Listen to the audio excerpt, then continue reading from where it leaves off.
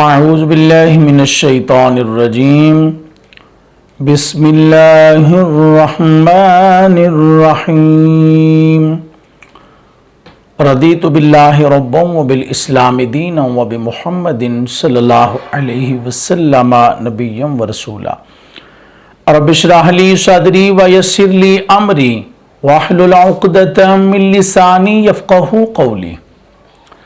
رسول پاک صلی اللہ علیہ وآلہ وسلم کا فرمان عالی شان ہے، اذا مات الانسان انقطع عملہ الا من ثلاثۃ او صدقۃ جاریۃ او علم ينتفع به او ولد صالح يدعو له۔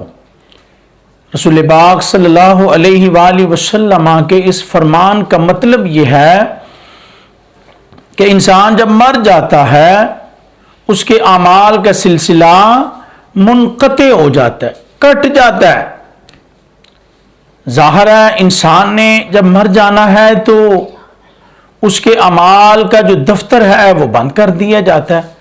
اب وہ مرنے والا کوئی بھی نیک کام نہیں کر سکتا، ظاہر ہے وہ مر گیا ہے۔ نماز وہ نہیں پڑھ سکتا، روزے وہ نہیں رکھ سکتا، زکوٰۃ کی ادائیگی اب اس کی ممکن نہیں ہے، حج وہ نہیں کر سکتا۔ کیا کوئی ایسا کام ہے، کوئی ایسا عمل، کوئی ایسی نیکی کہ جو بندہ کر جائے اللہ تبارک و تعالی مرنے کے بعد بھی اس کا اجر و ثواب قبر میں عطا فرماتا رہے؟ جی ہاں، رسول پاک صلی اللہ علیہ وسلم نے اپنے فرمان کے پہلے حصے میں یہ ارشاد فرمایا کہ انسان جب مر جاتا ہے اس کے اعمال کا سلسلہ منقطع ہو جاتا ہے، کٹ جاتا ہے، لیکن اگلے حصے میں رسول پاک صلی اللہ علیہ وسلم نے فرمایا کہ تین چیزیں ایسی ہیں کہ جن کا مرنے والے کے ساتھ تعلق جڑا رہتا ہے، بنا رہتا ہے، وہ اس کے ساتھ ان کا لنک رہتا ہے۔ فرمایا وہ کون سی تین چیزیں ہیں؟ ان میں سے پہلی فرمایا صدقہ جاریہ۔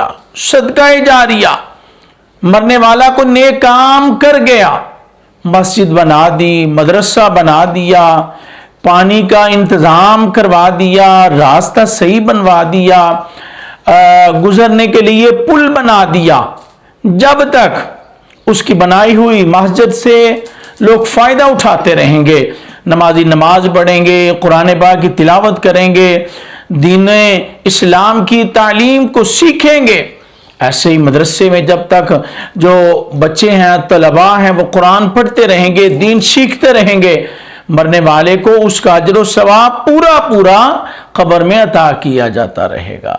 اب اس نے رستہ بنا دیا، لوگ اس سے گزرتے ہیں، لوگوں کے لیے آسانی اس نے پیدا کی، اللہ تبارک و تعالیٰ اسے اس کا ثواب قبر میں پہنچاتا رہے گا۔ اس کے بنائے ہوئے پل سے لوگ گزرتے رہے، آسانیاں لوگوں کے لیے وہ پیدا کرتا رہا، جب تک لوگ گزرتے رہیں گے اللہ تبارک و تعالیٰ اسے اس کا ثواب قبر میں عطا فرماتا رہے گا۔ سبحان اللہ۔ یہ ہے پہلا کام، صدقہ جاریہ۔ کون سا؟ صدقہ جاریہ، مسجد بنانا، مدرسہ بنانا، راستہ بنا دینا، پل بنا دینا، یا مسجد میں لائٹ کا انتظام کرا دینا، وضو کے لیے پانی کا انتظام کروا دینا، یہ ساری باتیں نا صدقہ جاریہ میں آتی ہیں۔ اب آئیں دوسری بات کیا ہے؟ فرمایا او علم ينتفع به، کسی کو علم سکھایا۔ اب وہ علم دین کا ہے اور دنیا کا ہے، دونوں علم ہے۔ کسی کو قرآن پڑھایا، کسی کو نماز سکھا دی، کسی کو وضو غسل کا طریقہ سکھا دیا، بتا دیا، تو جب تک اس کے سکھائے ہوئے علم پر عمل ہوتا رہے گا اللہ تبارک و تعالیٰ اس کو اس کا اجر و ثواب قبر میں عطا فرماتا رہے گا۔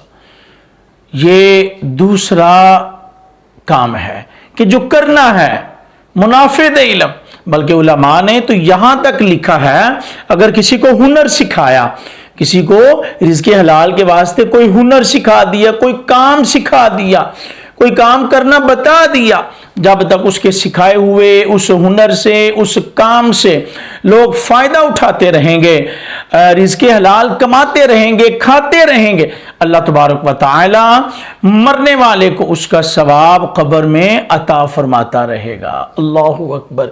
اور تیسرا فرمایا اولد صالح، نیک اولاد، یدعو لہ، جو اپنے والدین کے لیے دعا کرے گی۔ یہ بڑی قابل غور بات ہے کہ ولد فرمایا، صالح ساتھ فرمایا، او ولد صرف نہیں کہا کہ یا اولاد، نہیں، بلکہ فرمایا ولد صالح۔